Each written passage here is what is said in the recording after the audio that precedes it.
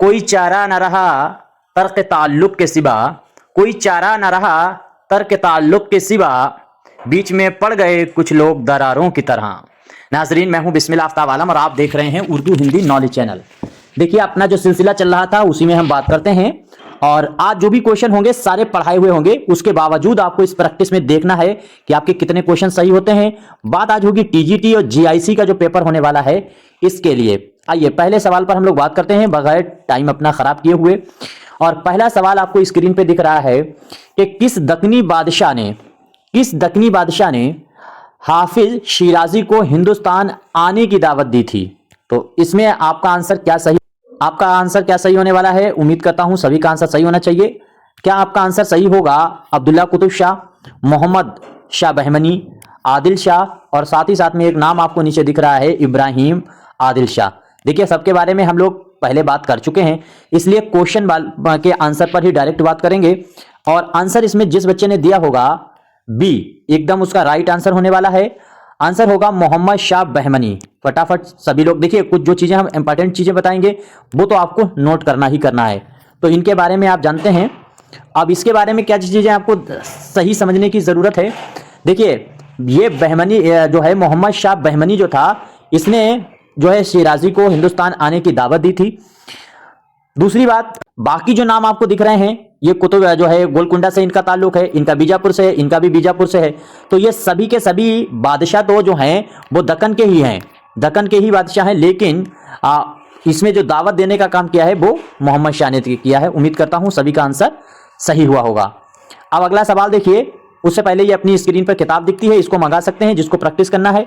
2000 question इस किताब के अंदर, अपनी जो शाहीन किताब दिख रही है इसके अंदर होने वाले हैं। और साथ साथ में 27 पेज में इसके अंदर नोट्स दिया गया है। इसका रिव्यू देख करके आप मंगवा सकते हैं। स्क्रीन पर नंबर दिख रहा है, उस पर कांटेक्ट कर सकते हैं। सवाल है कि मगरबी हिंदी के किस मगरबी हिंदी में, तो मगरबी जो हिंदी है उससे कितनी बोलियां निकली हैं। देखिए, एक चीज हम आपको बताते चलते हैं कि एक बोली होती है और एक होती है जबान। इन दोनों में सबसे पहले फर्क सीख लीजिए। जो जबान होती है इसमें जो है वो कवायद भी होती है, ठीक है, कवायद जो है वो भी होती है कवायद। और जो बोली होती है वो एक क्षेत्रीय तरह से बोलना शुरू कर देता है। जब उसमें अदब और कवायद आ जाती है तब वही बोली जो है जबान बन जाती है। तो क्या आंसर इसमें सही होगा? उम्मीद करता हूं सभी का आंसर सही होना चाहिए। आंसर जिस बच्चे ने दिया होगा 5, उसका एकदम राइट आंसर है। आपको मालूम है कि जो मगरबी हिंदी है उसकी 5 बोलियां हैं और खड़ी बोली भाई, इसके साथ साथ में हरियाणी है, ब्रज है, कन्नौजी है, बुंदेली है, ये तो आपको मालूम है। लेकिन इसके बाद में एक चीज और आपको ऊपर दिख रहा है, एक 2। ये 2 क्या है? अगर खड़ी बोली जो है, ये खड़ी बोली है, ये खड़ी बोली है। इसमें अगर आपसे पूछा जाए इस खड़ी बोली से कितनी बोलियां निकली हैं, जबानें निकली हैं, तो वो आपका आंसर सही होगा। कौन कौन सा बोली से निकली है? तो खड़ी बोली से 2 निकली हैं और वो एक तो आपको मालूम है अपनी प्यारी जबान उर्दू निकली है और दूसरा जो है वो हिंदी निकली है। तो ये दोनों किससे निकली हैं? खड़ी बोली से। इतनी बात उम्मीद करता हूं सभी को मालूम होगा। 4 वाला फैक्ट, जैसे आपसे पूछ लिया जाए कि मशरिकी हिंदुस्तान की जबानें कितनी हैं। देखिए, मशरिकी हिंदुस्तान की बोलियां अगर पूछी जाए तो 3 हैं, लेकिन मशरिकी हिंदुस्तान की जबानें अगर पूछी जाए तो 4 हैं। और इसी तरीके से राजस्थान की अगर आपसे बोली पूछी जाती है तो वो भी 4 हैं। उम्मीद करता हूं क्लियर हो गया होगा। अगला सवाल देखिए सवाल है कि अब्दुल जो हैं उनका असल नाम आपको बताना है। उम्मीद करता हूं सभी का आंसर सही होना चाहिए और फटाफट जवाब दीजिए। क्या अशरफ इनका असल नाम है, नजमुद्दीन है, या फिर जो है वहीद है, साथ साथ में, या फिर अब्दुल गनी है? उम्मीद करता हूं, देखिए ये सारे क्वेश्चन एनसीईआरटी से हैं। पहली बात तो आपको ये याद रखना है कि क्वेश्चन जो है वो एनसीईआरटी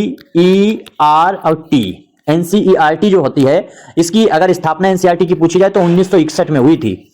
दिल्ली में इसका मुख्यालय है। तो एनसीईआरटी की ये सारे क्वेश्चन हैं और इससे पहले जो भी हमारे वीडियो आते हैं वो एक्सप्लेन करके हम लाए थे और इसको थोड़ा सा एक्सप्लेन को कम करके हम आपके सामने बात कर रहे हैं और आपका पीछे पढ़ाए हुए सारे क्वेश्चन हैं। तो आपको आखिर में देखना चाहिए कितने क्वेश्चन गलत हुए। आंसर जिसने भी दिया होगा डी, यानी अब्दुल गनी।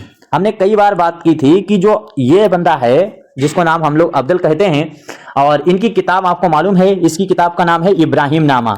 ये जो है इब्राहिम नामा, आपको याद होगा इब्राहिम नामा, ये आपको याद रखना चाहिए इब्राहिम नामा, सॉरी।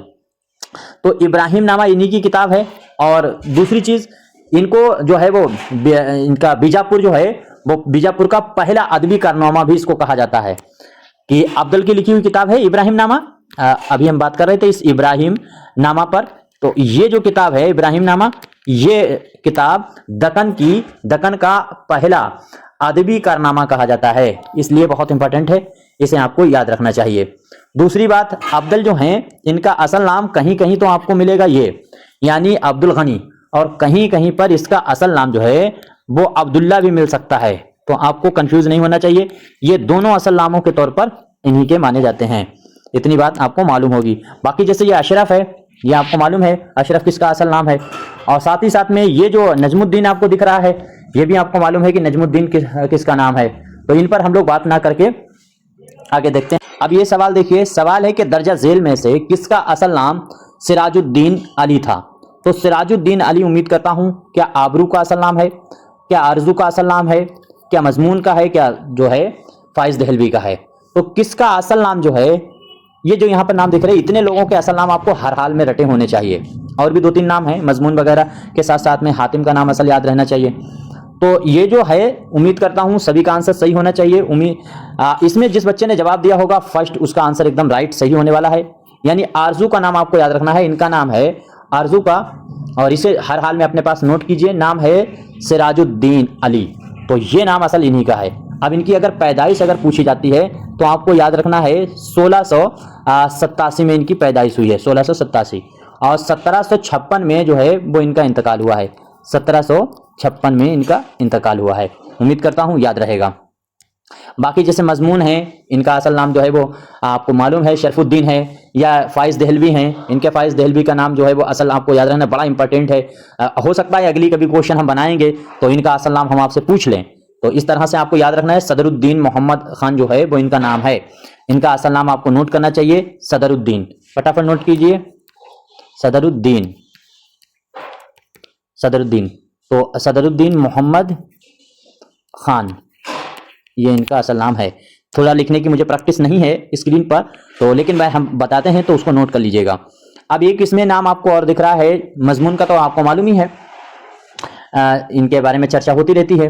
जो है शरफुद्दीन इनका असल नाम है, लेकिन एक और नाम है आबरू। आबरू भी, इनका भी असल नाम आपको हर हाल में याद रखना चाहिए। इनका तो अभी हमने बात ऊपर की थी, नजमुद्दीन इनका नाम है, शायद ऊपर बात मैंने की है शायद इन पे। बहरहाल अगर नहीं किए तो नोट कर लीजिए। अब देखिए इसमें अगला सवाल क्या है, सवाल हमारा है कि दर्ज झेल में से किसकी पैदाइश 1690 को हुई थी। 1690 में जिसकी हुई है उसकी पैदाइश आपको बतानी है। उम्मीद करता हूं सभी का आंसर सही होगा, 1690। फटाफट जवाब देने की कोशिश कीजिए। बहुत बार एनसीईआरटी को पढ़ाते टाइम मैंने ये कवर किया है। देखिए एनसीईआरटी में कम से कम मान लीजिए अगर हमने आपके सामने 25 वीडियो रख दिए तो इसमें 25 वीडियो में पूरी एनसीईआरटी कवर हो जाएगी। इसको बार बार इन वीडियो को देखते रहिए, आपके एनसीईआरटी से जो सवाल बनते हैं वनडे एग्जाम में वो सब सही होंगे। तो इसको आप बहुत गौर से तैयार कीजिएगा। अब आइए अपना आंसर पे हम लोग बात करते हैं। इसमें जिसने भी जवाब दिया है शाकिर नाजी, देखिए शाकिर नाजी जो हैं इनके बारे में आपको जान लेना चाहिए। 1690 में तो ये पैदा हुए और 1700 यहीं पर आपको नोट कर लेना चाहिए, 1747 में इनकी जो है वो वफात हुई। नून मीम राशिद के बारे में तो आपको मालूम है, जदीद के हैं, 1910 में पैदा हुए हैं। इनके बारे में तो तमाम चीजें पता है, 1975 इंतकाल हुआ।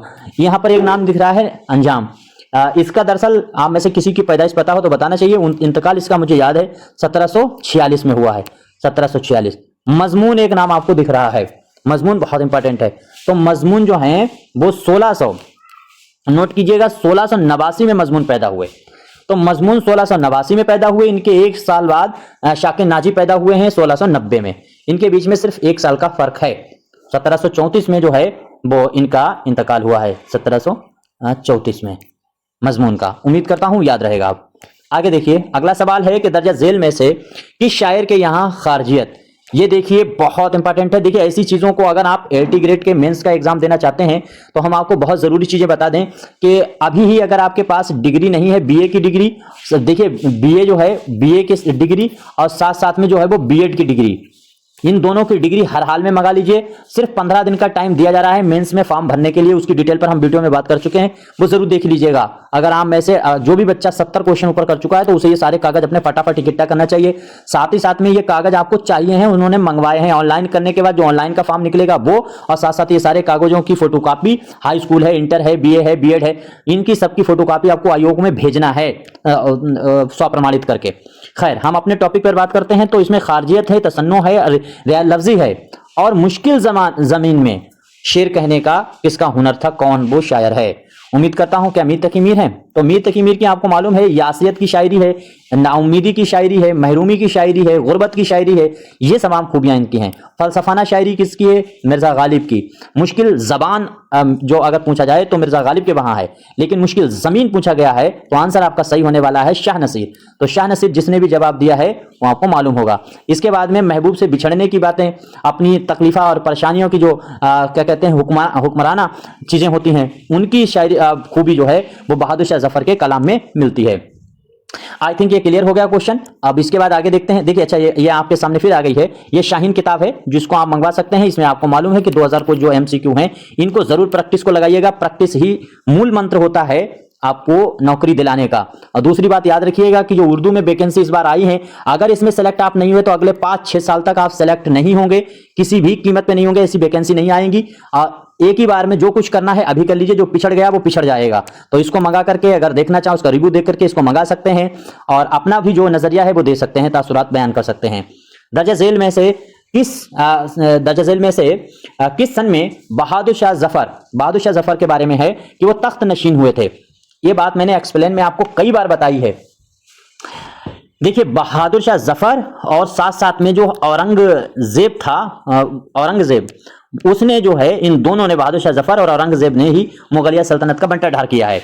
इन्हीं ने बर्बाद किया है। बाकी अपने अपने नजरिए हैं। मैं हिस्ट्री को जहां तक जानता हूं उसमें यही दो हैं जिन्होंने इसको, मुगलिया सल्तनत को बर्बाद किया। वजह यह है कि इनकी महत्वाकांक्षा सबसे बड़ा कारण थी मुगलिया सल्तनत को बर्बाद करने में, बहादुर शाह जफर और साथ साथ में औरंगजेब। ये दोनों 80-80 साल के हो गए, 90-90। औरंगजेब के बारे में तो पता है कि 97 साल तक का वो मरा नहीं जब तक गद्दी पर बैठा रहा, और प्लस उस 75 साल के तो उसके बेटे हो गए थे। तो बेटों को कुछ पता ही नहीं था अपनी हुकूमत के बारे में। जैसे ये मरा, इन्होंने संभाल नहीं पाई, खत्म हो गई कहानी। चलिए, हम लोग उस पर नहीं बात करते हैं।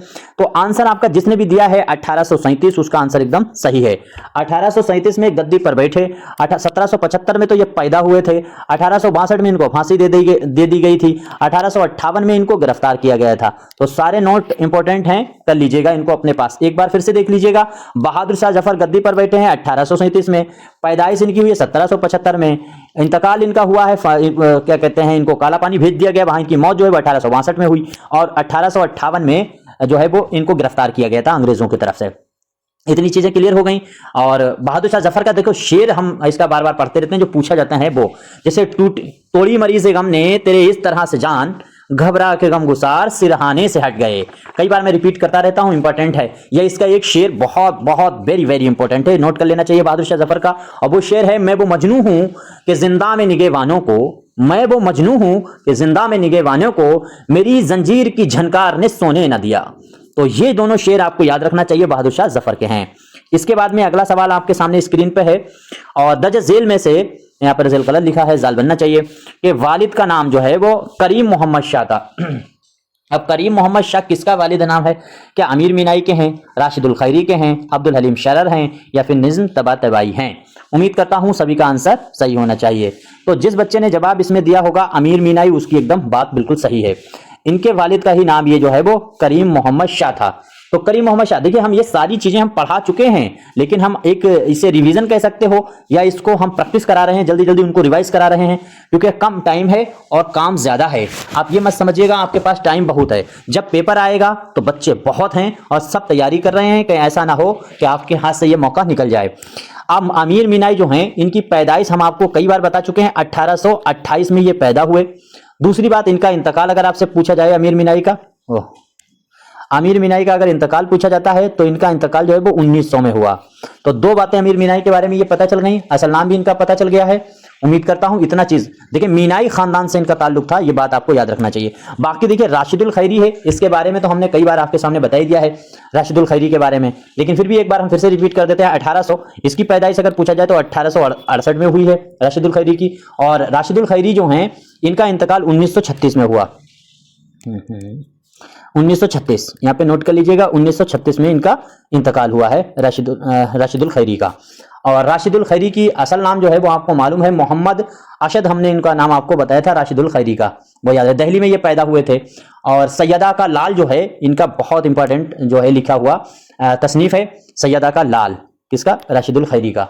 ये आपको नहीं बोलना चाहिए। अच्छा, इंपॉर्टेंट ये इसलिए है सैयदा का लाल क्योंकि इनका जो लक़ब मिला था मुसव्विरे गम, देखिए जो मुसव्विरे गम है ये लक़ब इसी नोबेल पर इनको राशिदुल खैरी को मिला था, सैयदा के लाल पर। देखिए किस नोबेल पर मिला है ये आपको हर हाल में याद रखिए, सैयदा का लाल। बाकी और भी इनकी बहुत सारी तसनीफ हैं सैयदा के लाल के अलावा। देखिए सुबह जिंदगी, माह अजम, इनकी तसनीफों के बारे में हम बता ही चुके थे बहुत पहले ही। तो ये तो सारी चीजें अब इनके बारे में जब बात दोबारा करेंगे तब करेंगे। और सितंबर का चांद, ये भी इनकी तसनीफ आपको याद रहे। इसके बाद में अब्दुल हलीम शरर हैं। अब्दुल हलीम शरर के बारे में भी चीजें जो मोटी मोटी चीजें हैं वो हम बता ही चुके थे, लेकिन इनको याद रखने की बात यह है कि फतेह अंदालिस, इनकी तसानीफ, इनके 2 नावल हैं, वो नावल आपको याद रहें तो नोट कर लीजिए, क्योंकि दोबारा जब हम इनका रिवीजन कराएंगे तो हम आपसे पूछते हैं उन क्वेश्चनों को और आप गड़बड़ करते हैं। तो ये देखिए फतेह जो है, फतेह अंदलिस जो है ये आपको नोट कर लेना चाहिए। ये तसनीफ जो है पूछा जा सकता है। या फिर अय्याम अरब, ये भी आपसे पूछा जा सकता है। ये 2 ही आपको इनके बारे में याद रहें तो बहुत ज़्यादा अहम है, क्योंकि बस इन्हीं से पूछेगा, अगर पूछेगा नहीं तो नहीं फिर। अय्याम अरब, तो ये दोनों नावल जो हैं वो अब्दुल हलीम शरर के हैं। नज़्म तबातबाई के बारे में भी हम चीज़ें बता चुके थे। 1852 में इनकी पैदाइश हुई थी और 1933 में जो है वो इनका इंतकाल हुआ था। असल नाम जो है सैयद अली हैदर है इनका तो असल नाम जो है वो सैयद अली हैदर। तो इनके नाम तो आपको याद ही रहेगा, हैदर। तो ये नाम जो है वो नज़्म तबातबाई का है। गोरे ग्रेवा जो है 32 बंद में, ये कई बार हम रिपीट करते रहते हैं, ये पूछ चुका है। 32 बंद में गोरे ग्रेवा का इन्होंने तर्जुमा किया था जो नज़्म थी। और इसमें जो हैयत इन्होंने इस्तेमाल की थी वो मुरब्बा की हैयत इस्तेमाल की थी, ये चीज़ है। तो नज़्म तबातबाई की और ज़्यादा चीज़ें हम नहीं बात करें क्योंकि डिटेल आज पढ़ाने नहीं बैठे हैं। देखिए चलिए यहीं तक हम रखते हैं वीडियो। बाकी आपका जो भी मशवरा हो तो ज़रूर बताइएगा। ये स्क्रीन पर आपकी अपनी बुक दिख रही है, इसको मंगाना चाहते हैं तो मंगा सकते हैं स्क्रीन पर, और जो भी सुझाव देना चाहते हैं वो दे सकते हैं। और इसमें आपको एक बार रिव्यू देख लेना चाहिए, मेरा अपना नज़रिया है, उसके बाद मंगाना चाहिए। बाकी आपकी मर्जी है, दिल करे मंगाओ, दिल करे ना मंगाए।